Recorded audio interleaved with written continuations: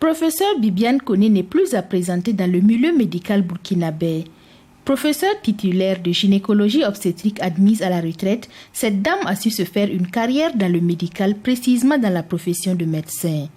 Mère, épouse, médecin et enseignante, la patronne Koné partage son expérience avec nous dans la rubrique Chez nous médecins qui traite cette semaine de la carrière médicale, précisément dans la profession de médecin.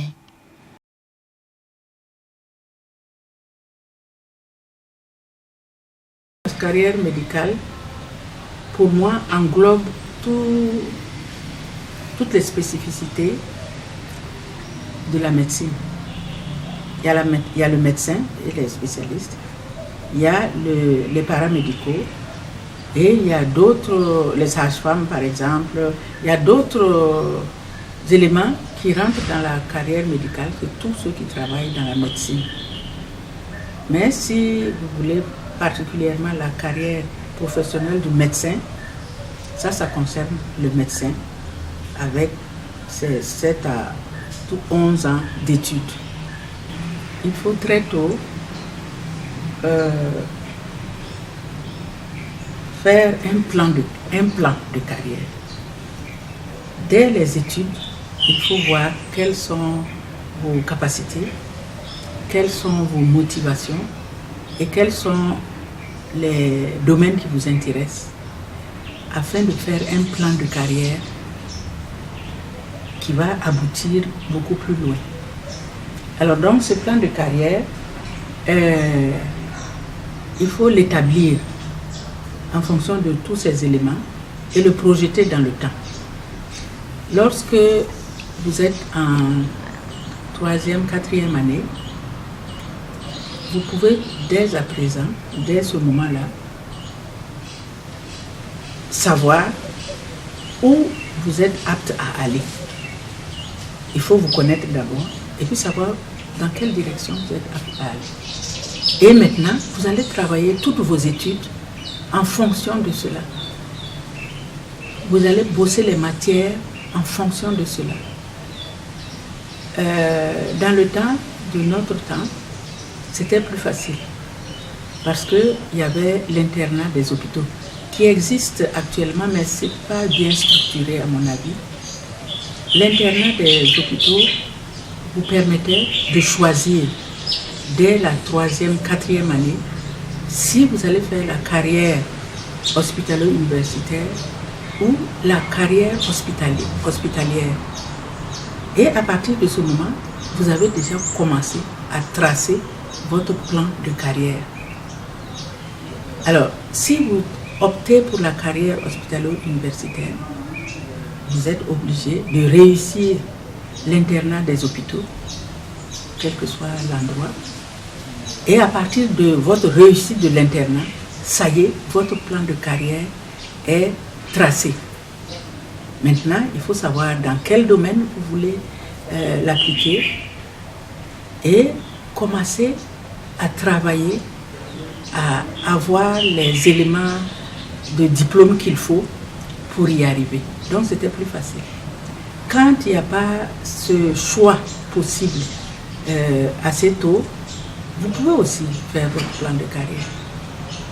Définir ce que vous voulez faire en fonction de vos capacités, de vos motivations et de vos objectifs.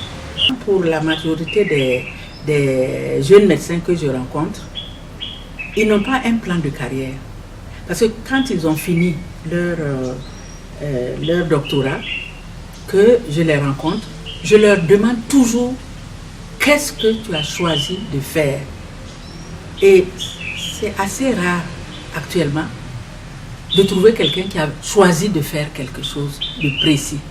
Par exemple, moi, j'ai fait les études jusqu'en 3e année. En 4e année, on devait passer le concours de l'internat. Et comme je disais tout à l'heure, le concours de l'internat, si tu le passes, tu as déjà choisi la carrière hospitalo-universitaire. J'ai hésité pour passer le concours de l'internat. Et presque au dernier moment, je dis tiens, je vais passer le concours. Parce que je dis, je vais faire la carrière hospitalo-universitaire. Et Dieu m'aidant, j'ai réussi au concours d'internat. J'ai été même major de ma promotion. Parce que j'étais déterminée. Il faut être motivé et déterminé. Et à partir de cela, je n'avais plus qu'à choisir dans quelle matière je vais m'orienter pour enseigner à l'université.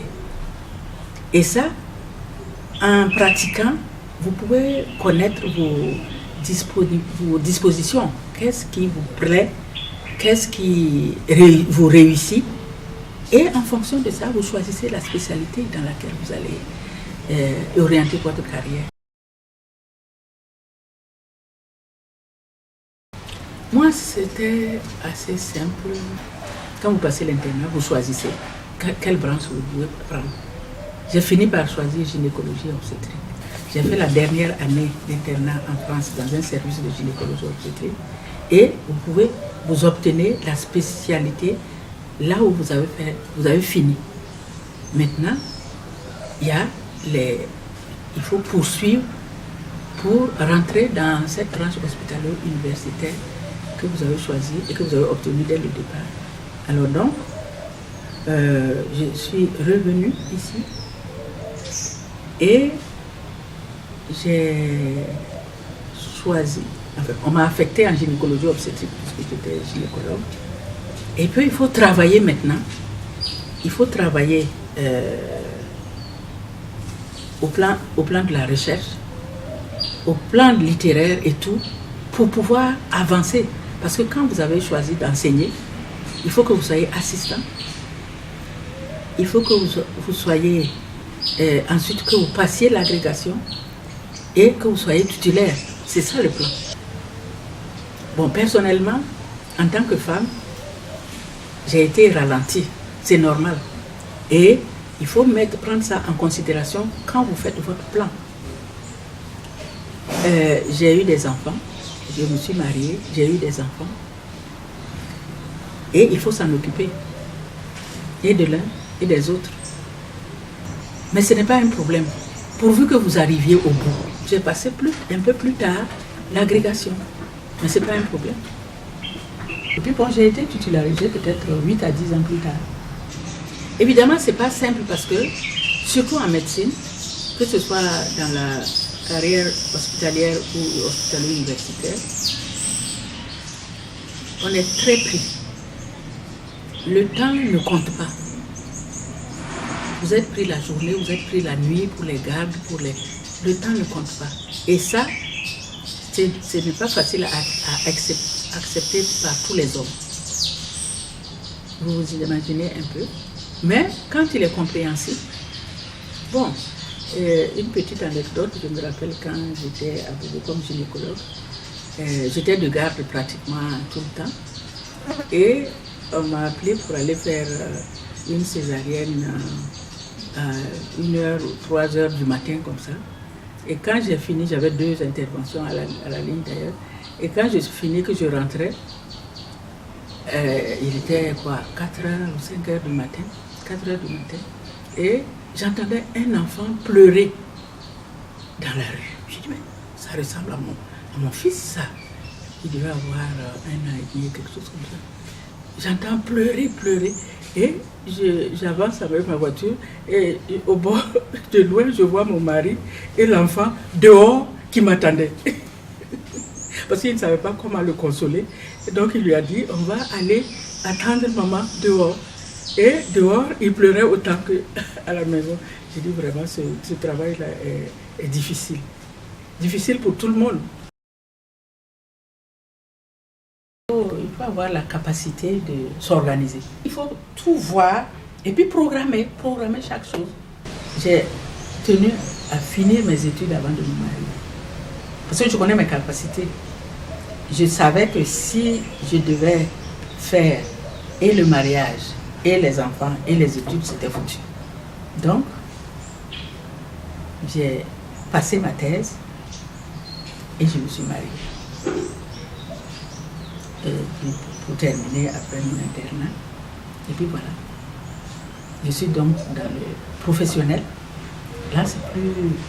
On peut s'organiser plus facilement. C'est pas simple, hein? C'est pas simple, mais bon, j'ai eu beaucoup de difficultés d'ailleurs. On souffre, hein, on souffre dans la médecine. Quand on a un objectif et après quand on a un plan de carrière, on y arrive. Je suis fière de moi parce que j'ai réussi à faire ce que je voulais faire. Et en plus, j'ai fait ma carrière hospitalo-universitaire et j'ai fait en plus du privé. Donc j'ai fait deux carrières finalement.